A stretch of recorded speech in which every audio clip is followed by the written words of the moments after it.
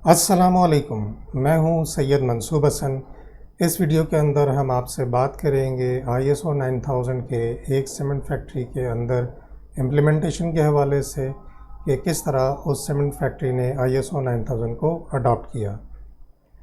इस वीडियो के अंदर हम थोड़ा सा देखेंगे ISO 9000 के बारे में, थोड़ा सा सीमेंट इंडस्ट्री को देखेंगे, इस असाइनमेंट के ब्रीफ बैकग्राउंड को देखेंगे, चैलेंजेस जो हमारे सामने थे वो देखेंगे, जो सोल्यूशन हमने डिज़ाइन किया उसके ऊपर बात करेंगे और जो बेनिफिट्स मिले वो भी हम आपके सामने रखेंगे। ISO 9000 को देखते हैं। सबसे पहले ये समझना बहुत ज़रूरी है कि ISO 9000 कोई रेडीमेड गारमेंट टाइप की कोई चीज़ नहीं है कि जब चाहा उसे पहन लिया और जब चाहा उसे उतार दिया। जब किसी दावत में जाना हुआ उसे पहन कर चले गए और वापस आकर उसको उतार के अलमारी के अंदर बंद करके रख दिया।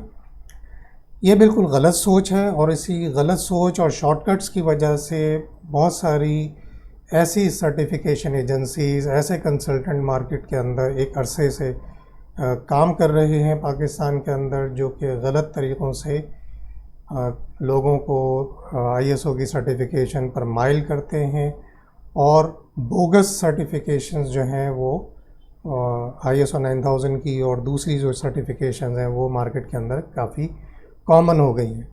बोगस से मुराद हरगिज़ ये नहीं है कि वो जाली हैं, वो प्रॉपर रजिस्ट्रार्स हैं, प्रॉपर सर्टिफिकेशन एजेंसीज़ हैं, प्रॉपर कंसल्टेंट्स हैं, लेकिन वो जिस तरह की कंसल्टिंग सर्विसेज दे रहे हैं, जिस तरह की सर्टिफिकेशंस दे रहे हैं या जिन इदारों को दे रहे हैं सर्टिफिकेशंस, वहाँ पर एक्चुअली ISO 9000 उस तरह इम्प्लीमेंट नहीं हुआ। सिर्फ वक्ती तौर पर दिखाने के लिए ISO की डॉक्यूमेंटेशन तैयार कर ली गई हैं और वो सर्टिफिकेशन एजेंसीज़ उन डॉक्यूमेंटेशन को खाली देखकर उनकी बेसिस पर सर्टिफिकेशन दे देती हैं, जिसकी वजह से जो क्वालिटी मैनेजमेंट सिस्टम के बेनिफिट्स उन तक पहुंचने चाहिए थे वो बेनिफिट्स भी नहीं पहुंचते हैं और उनकी ऑर्गेनाइजेशन जो है जो उसको बेनिफिट मार्केट से मिलना चाहिए, जो उनको अपने अंदर परफॉर्मेंस इम्प्रूवमेंट आनी चाहिए, जो कॉस्ट एफिशिएंसीज आनी चाहिए, वो नहीं आ पाती। सबसे पहले ये बात समझना बहुत ज़रूरी है कि क्वालिटी मैनेजमेंट सिस्टम एक कल्चर है, एक हैबिट है।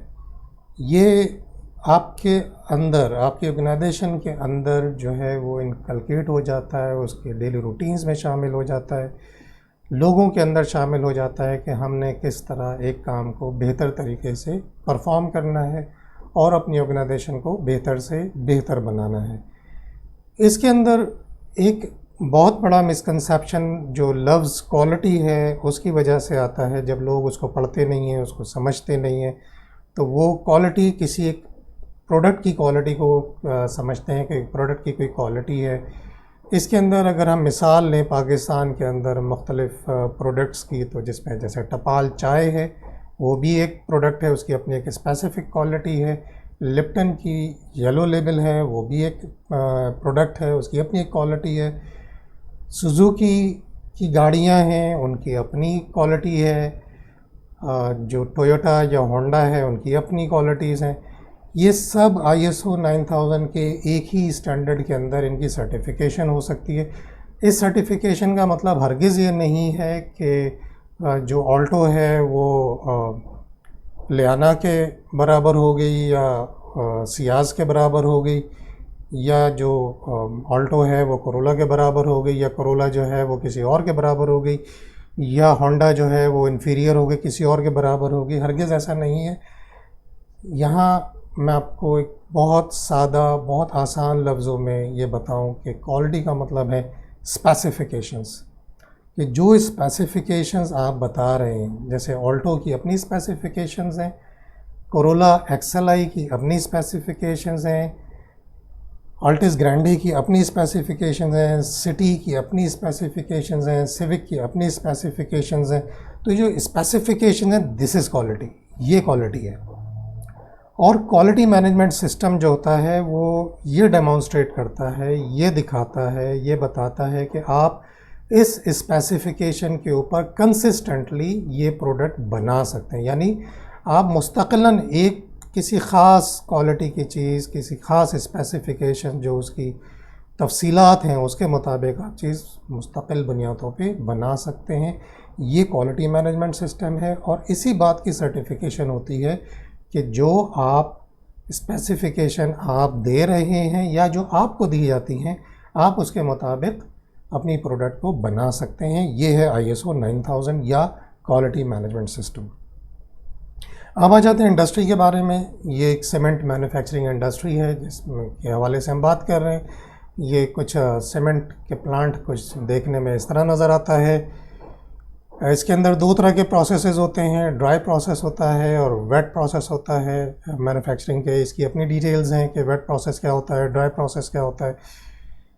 और एक समरी, एक बर्ड आई व्यू हम इसका देख लेते हैं कि मैन्युफैक्चरिंग प्रोसेस क्या होता है सीमेंट बनाने का। कि लाइमस्टोन जो चूने का पत्थर होता है, इसके पहाड़ होते हैं, इनकी माइंस होती हैं, वहाँ से ये पत्थर निकाला जाता है। क्वेरी इसे कहते हैं, क्वेरी की जाती है, इसको एक्सट्रैक्ट किया जाता है वहाँ से। फिर उसकी स्टैकिंग होती है, फिर उसको ज़ाहिर के बड़े बड़े टुकड़ों की शक्ल में होते हैं, बड़े बड़े पत्थर होते हैं, उनको फिर ग्राइंड किया जाता है, उनको छोटा किया जाता है। फिर उसके अंदर कुछ मज़ीद केमिकल्स ऐड करके उसको रॉ मील बनाई जाती है। उनके साइलोज़ जो टैंक्स होते हैं उनके अंदर उनको सेव किया जाता है। फिर वहाँ से उनको जो इसकी भट्टी होती है, जो किल्न, रोटरी किल्न होती है, वहाँ पर उसको फीड किया जाता है। वहाँ पर ये गर्म होके पक कर जो है फिर वो क्लिंकर की फॉर्म में वहाँ से बाहर आता है। क्लिंकर भी एक आउटपुट है। क्लिंकर अपने तौर पे एक्सपोर्ट भी होता है इसी स्टेज के ऊपर। क्लिंकर को स्टोरेज करने के लिए वहाँ पर उसके अलग साइलोज़ होते हैं और फिर वहाँ से क्लिंकर जो है वो जब उसको सीमेंट बनाना होता है तो उसको सीमेंट मिल यानी उसको बारीक, जो बहुत बारीक जो पाउडर फॉर्म होती है उसमें करने के लिए उसको सीमेंट मिल में भेजा जाता है। सीमेंट मिल से जब वो प्रोसेस होके प्रोडक्ट बाहर निकलती है तो उसको सीमेंट के साइलोज़ में स्टोर किया जाता है और वहाँ से फिर उसको पैक किया जाता है और पैक करने के बाद उसको डिलीवर कर दिया जाता है, उसकी शिपमेंट कर दी जाती है। ये इसका प्रोसेस है। असाइनमेंट का ब्रीफ बैकग्राउंड ये है, ये हमारे पास 99 और 2000 के दौर में था। सीमेंट मैन्युफैक्चरिंग इंडस्ट्री से इसका ताल्लुक़ है। इनकी जो हमारे क्लाइंट की जो प्रोडक्ट्स थी जो स्टिल हैं, ऑर्डिनरी पोर्टलैंड सीमेंट जो कि ग्रे सीमेंट आमतौर पे जो उसमें कंस्ट्रक्शन में इस्तेमाल होता है उसे ऑर्डिनरी पोर्टलैंड सीमेंट कहते हैं। इसके अलावा एक सल्फेट रेजिस्टिंग सीमेंट उनके पास उनकी प्रोडक्ट है जो कि ऐसी जगहों पे इस्तेमाल होता है जहाँ पे सल्फेट का कंटेंट ज़्यादा है ज़मीन के अंदर, जहाँ पे सीपेज और उसका सेमोथोर का इश्यूज़ हैं, वहाँ पर ये सल्फेट रेजिस्टिंग सीमेंट स्पेशली जो बुनियादें हैं, फाउंडेशंस हैं, वहाँ पे इस्तेमाल होता है या वाटर टैंक के अंदर इस्तेमाल होता है। इनका प्रोसेस ड्राई प्रोसेस था। असाइनमेंट जो है वो ISO 9000 की सर्टिफिकेशन का था। जो चैलेंजेस हमारे सामने थे इसमें बहुत मज़ेदार चैलेंज ये था कि उस ऑर्गेनाइजेशन के अंदर ऑलरेडी बहुत ज़बरदस्त इस्टेब्लिश्ड उसका एक अपना डॉक्यूमेंटेशन सिस्टम, अपना इंटरनल कंट्रोल सिस्टम पहले से मौजूद था। उसके अंदर जो चैलेंज था कि अब उस एग्जिस्टिंग सिस्टम को ISO 9000 के ऊपर लेकर आना था।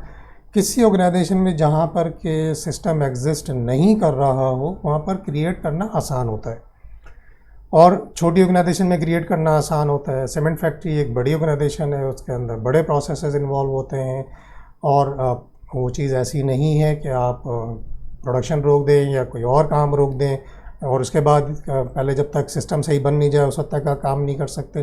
तो इस किस्म की चीज़ें आप इस तरह की ऑर्गेनाइजेशन में नहीं कर सकते। इवन छोटी ऑर्गेनाइजेशन में भी ऐसा काम नहीं किया जा सकता कि जी आप सारे काम छोड़ के आप जो है वो सिस्टम बनाने पे पहले काम करें, बाद में काम करें, बाद में अपना जो मेन काम है वो करें, ऐसा नहीं होता। लेकिन जो चलती हुई ऑर्गेनाइजेशन है जो कि ऑलरेडी बहुत अच्छे अंदाज में काम कर रही है उसको एक नए सिस्टम में लेकर आना विदाउट एनी डिस्ट्रप्शन, जिसमें कि कोई गड़बड़ ना हो, जिसमें कोई इंटरनल प्रोसेसिंग के अंदर कोई प्रॉब्लम ना हो, लोग कन्फ्यूजन का शिकार ना हो जाएं, ये एक बहुत इंटरेस्टिंग चैलेंज था जो हमारे सामने था। एक तरफ हमें खुशी थी कि एक बहुत ज़बरदस्त डॉक्यूमेंटेशन सिस्टम ऑलरेडी मौजूद है, लेकिन साथ साथ ये चैलेंज था कि उसको ISO 9000 पर कैसे लेकर आना है। दूसरा जो बड़ा चैलेंज था वो था फिज़िकल उसकी जो एग्जिस्टेंस थी। जो फैक्ट्री एक पंजाब के एक रिमोट एरिया के अंदर फैक्ट्री थी, ऑफिसेज जो हैं वो पंजाब में भी ऑफिसेज हैं, कराची में भी ऑफिसेज हैं। हम कराची बेस्ड थे, फैक्ट्री जो है वो बहुत दूर थी, बहुत फ्रीक्वेंट ट्रैवलिंग इस काम के लिए नहीं हो सकती थी, उसकी कॉस्ट बहुत ज़्यादा हो जाती। तो ये एक बहुत बड़ा चैलेंज था कि हमने इसको रिमोटली इसको लेके चलना है, यानी फ़िज़िकल मूवमेंट भी करनी है और साथ साथ रिमोटली भी लेके चलना है। ये 1999 और 2000 का दौर है जहाँ पर के इंटरनेट और ईमेल भी इतना ज़्यादा कॉमन नहीं था, और जो आज जैसे वीडियो कॉन्फ्रेंसिंग की फ़ैसिलिटीज़ अवेलेबल हैं, जो वर्चुअल मीटिंग्स की फ़ैसिलिटीज़ अवेलेबल हैं, वो सब बिल्कुल भी नहीं थी। और एक और बहुत इंटरेस्टिंग चीज़, जैसे कि आज हमें स्टोरेज डिवाइसेस हमें अवेलेबल है USB की, वो नहीं थी। उस वक्त हमें फ्लॉपी डिस्क के ऊपर काम करना पड़ता था, जिनकी कि रिलायबिलिटी हमेशा मशकूक रहती थी, कि आपको नहीं पता होता था कि आपकी कौन सी फ्लॉपी ड्राइव किस वक्त करप्ट हो जाएगी, किस वक्त वो डेटा रीडिंग एरर दे देगी। तो आपको मल्टीपल बैकअप्स में काम करना पड़ता था। अगेन वो एक चैलेंजिंग टास्क था कि आप पहले काम भी करें, फिर साथ साथ बैकअप्स भी रखें। और ऐसा कोई मैकेनिज़्म नहीं था कि जी आप क्लाउड के ऊपर बैकअप रख लें और वहाँ से डाउनलोड कर लें। तो ये सारे चैलेंजेस उस वक्त हमारे साथ थे। और एक और बहुत इंटरेस्टिंग चैलेंज जो था वो ये था कि सर्टिफिकेशन जो है वो एक इंटरनेशनली रिकग्नाइज्ड, जिसकी कि अपनी क्रेडिबिलिटी बहुत साउंड हो, वहाँ से करवानी है, यानी कोई चलती फिरती सर्टिफिकेशन नहीं करवानी। ये हमारे सामने बहुत मज़ेदार चैलेंजेस थे, जिनसे हमें बड़ा अच्छा लगा। हमें बहुत खुशी हुई कि हमारे सामने ऐसे अच्छे क्वालिटी स्टैंडर्ड के चैलेंजेस हैं जिन पर हमें काम करना है। आगे बढ़ते हैं, अब सोल्यूशन की तरफ आते हैं कि सोल्यूशन क्या डिज़ाइन हुआ। सोल्यूशन देखिए, इसके अंदर ये हुआ, पहले तो समझें कि उस वक्त ISO 9000 के स्टैंडर्ड्स थोड़े से डिफरेंट थे। ISO 9001 अलग था, 9002 अलग था, 9003 अलग था। तीनों की इम्प्लीमेंटेशन की रिक्वायरमेंट्स अलग अलग थीं। जो हमारे क्लाइंट के ऊपर अप्लाई होता था वो ISO 9002 था, जो उस वक्त एप्लीकेबल स्टैंडर्ड था। वो था 1994 का एडिशन।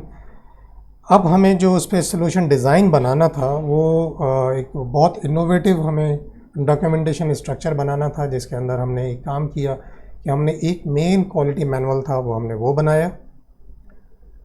उसके साथ साथ फिर हमने जो डिपार्टमेंट्स थे, हमने फिर इसको जो चैलेंज था कि भाई हम उनके जो एग्जिस्टिंग सिस्टम्स हैं उनको छेड़े बगैर हम कैसे आगे बढ़ सकते हैं। तो फिर हमने उनको डिपार्टमेंटल मैनुअल्स हमने उनके डिज़ाइन किए, डिपार्टमेंटल मैनुअल। उसके अंदर फिर हमने ISO 9000 की रिक्वायरमेंट्स के मुताबिक जो SOPs थे वो हमने SOPs ऐड किए, यानी उनका डिपार्टमेंटल SOPs थे, उनको प्रॉपर SOPs की शक्ल दी, कंट्रोल डॉक्यूमेंट्स की शक्ल दी।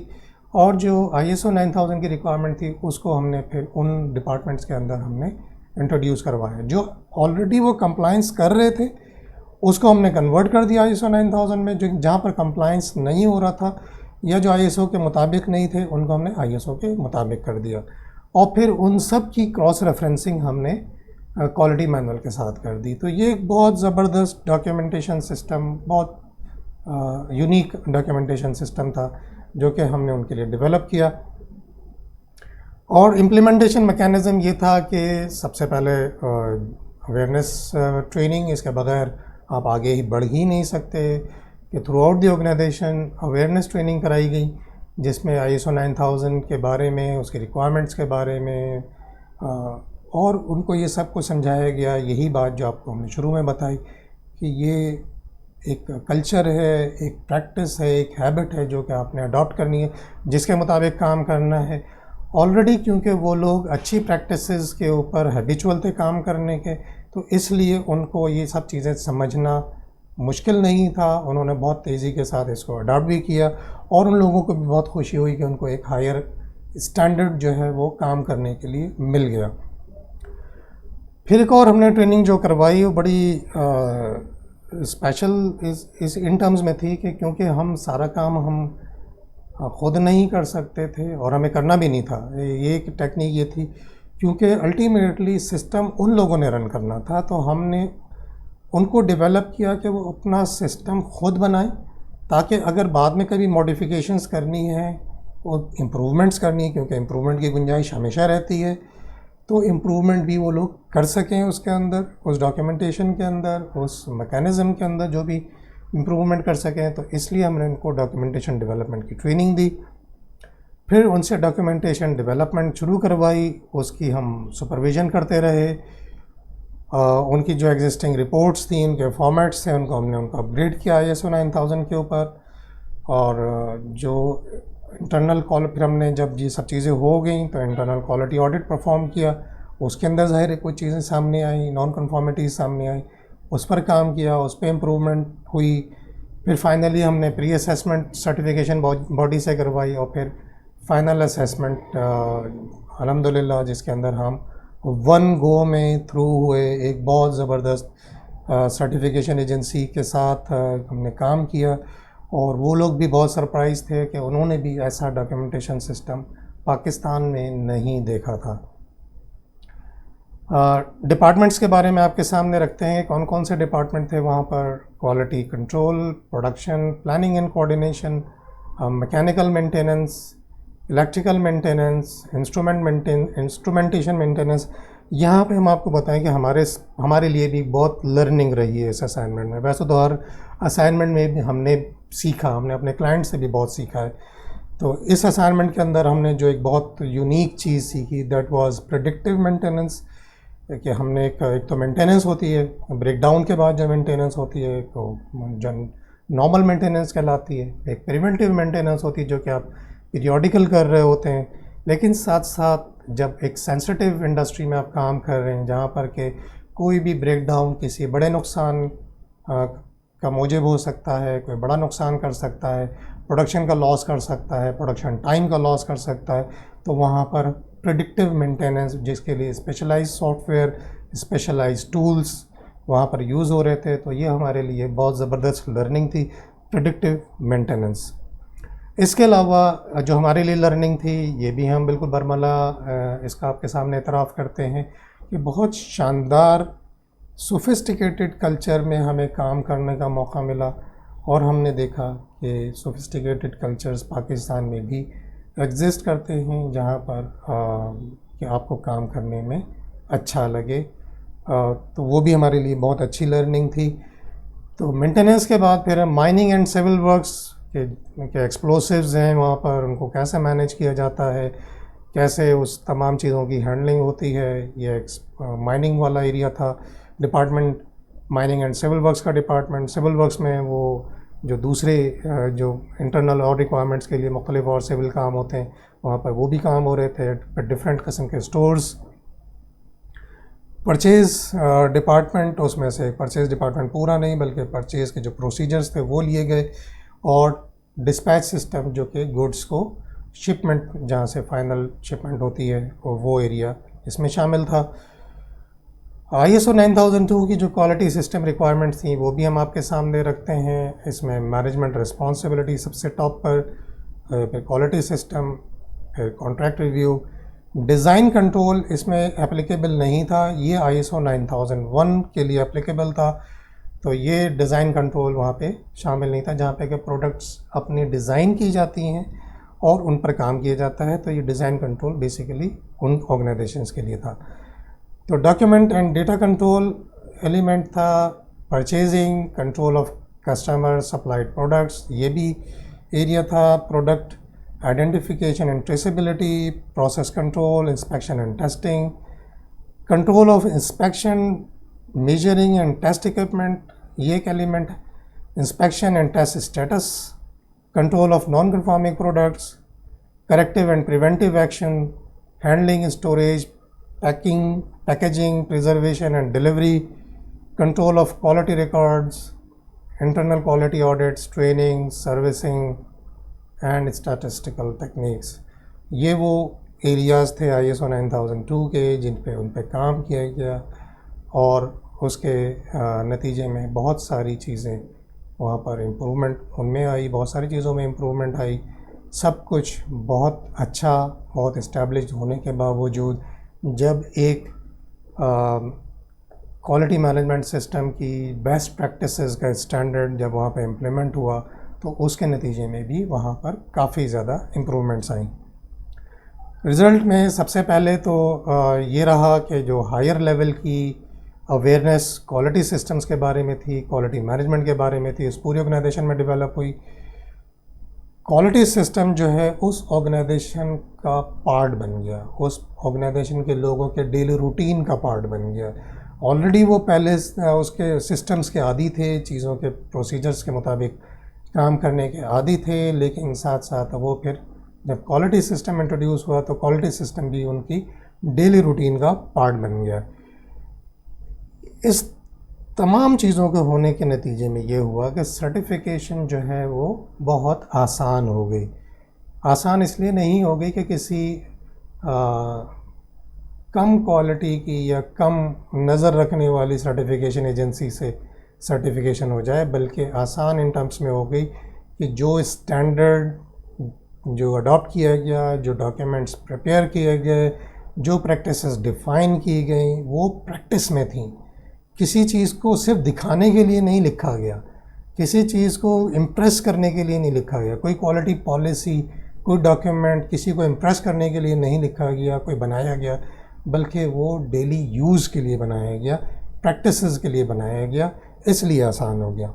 और क्योंकि सब उस पर अमल कर रहे थे तो इसलिए कोई मुश्किल पेश नहीं आई। और सर्टिफिकेशन उसकी AFAQ एसर्ट के साथ करवाई गई, जो कि उस वक्त दुनिया की 3rd लार्जेस्ट सर्टिफिकेशन एजेंसी थी। और वो लोग बहुत खुश हुए ISO 9000 की उस फैक्ट्री के अंदर इम्प्लीमेंटेशन को देख के, उसके क्वालिटी डॉक्यूमेंटेशन को देख के। और हमें इस बात की बहुत खुशी हुई कि हम इस काबिल हुए और हमने उस ऑर्गेनाइजेशन को इस काबिल किया कि वो अपना क्वालिटी सिस्टम खुद डेवलप कर सके, अपने क्वालिटी सिस्टम को खुद इम्प्लीमेंट कर सके, अपने क्वालिटी सिस्टम को खुद इम्प्रूव कर सके। हमने उसको एनेबल किया। ये हमारी बहुत बड़ी कामयाबी थी। सर्टिफिकेशन से ज़्यादा बड़ी कामयाबी हमारी नज़र में एनेबलमेंट थी, जो कि हमने उस ऑर्गेनाइजेशन को एनेबल किया। ये हमारी सबसे बड़ी कामयाबी थी। तो ये अल्लाह का शुक्र है, ये अचीवमेंट्स थी हमारी। इस तरह आप देख रहे हैं कि मंसूबन कंपनी ने अपने क्लाइंट को किस तरह इनेबल किया कि वो ना सिर्फ ISO 9000 अपने यहाँ इम्प्लीमेंट करें, बल्कि उसको बड़े स्मूथली इम्प्लीमेंट करें और सर्टिफिकेशन अचीव करें। सर्टिफिकेशन सिर्फ एक माइलस्टोन है। एक्चुअल तो क्वालिटी मैनेजमेंट सिस्टम को अपने यहाँ रेगुलरली मेंटेन करना है, जो काम के वहाँ पर होना शुरू हो गया। इंशाल्लाह नेक्स्ट वीडियो हम आपके सामने लेकर आएंगे, वो प्रोजेक्ट मैनेजमेंट सिस्टम के ऊपर है, जो कि हमने पोर्टा केबिन मैन्युफैक्चरिंग, जो कि एक बड़ी ऑर्गेनाइजेशन के लिए जो डिफरेंट कॉलोनीज़ बनानी थी पोर्टेबल केबिन्स की मदद से, उन कॉलोनीज़ के लिए जो केबिन्स बनने थे, जो हंड्रेड्स की तादाद में थे, उनकी मैन्युफैक्चरिंग के लिए जो हमने प्रोजेक्ट मैनेजमेंट सिस्टम बनाया, उसके ऊपर हम आपके साथ वीडियो शेयर करेंगे।